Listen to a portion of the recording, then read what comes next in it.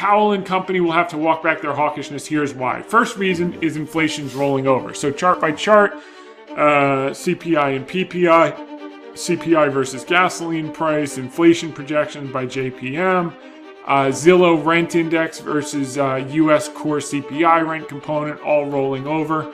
National rent index rolling over.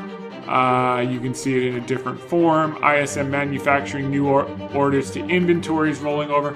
We talked about inventories in the past, how they have to discount to move it. We saw that in Nike today. Their inventories went, I think, from 26 to 43. So they're going to have to dump those. Why are inventories so high? Because they double ordered and triple ordered everything because they couldn't get it during the pandemic. Now all the ships are in. Now everything's happening. And they're stuck with all this inventory, which they'll discount, which is disinflationary or deflationary. Energy moderating, core services inflation moderating. Positioning depressed, wage growth versus unemployment. The Manheim index.